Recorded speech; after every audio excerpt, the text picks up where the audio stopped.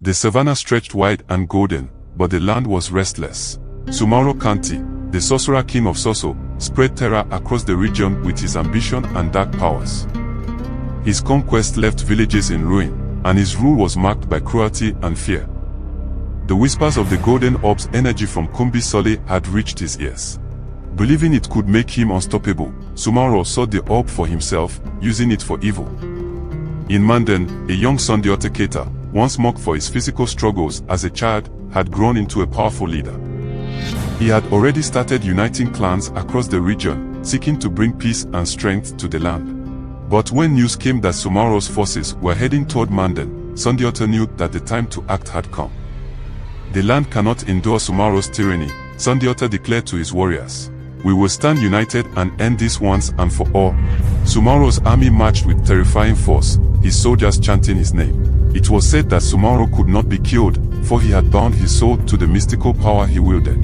In his tent, the faint golden glow of the orb reflected in his cold eyes as he prepared for war. Sundiata, on the other hand, focused on strategy and unity. Rallying the clans, he forged an alliance unlike any seen before. Each warrior pledged their loyalty not just to Sundiata but to the vision of a free and united land.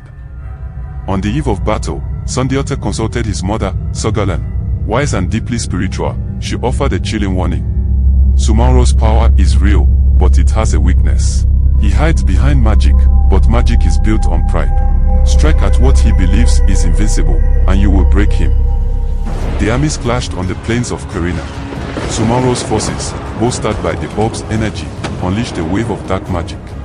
The very earth seemed to rise against Sundiata's warriors, but their determination did not waver. Sundiata led from the front, his spear shining in the sunlight as he rallied his troops. He confronted Soumaoro amidst the chaos, their duel one of strength against sorcery. The air crackled with energy as Soumaoro's strikes sent waves of power across the battlefield. But Sundiata remembered his mother's words. Observing Soumaoro closely, he noticed the king's prideful reliance on the orb. With a burst of speed, Sundiata charged, his spear aimed not at Soumaoro, but at the orb itself.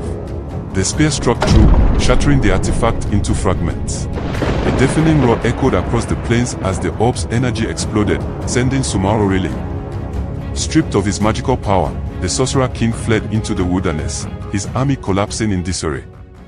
The battlefield fell silent as Sundiata stood victorious. The clans, now united under his leadership, hailed him as their savior. His triumph marked the birth of the Mali Empire, a beacon of strength and prosperity for generations. Sundiata's courage and wisdom became the foundation of an empire that would stand the test of time. True leadership is built on unity and wisdom, not power or pride. Even the greatest darkness can be defeated when people stand together for a common purpose.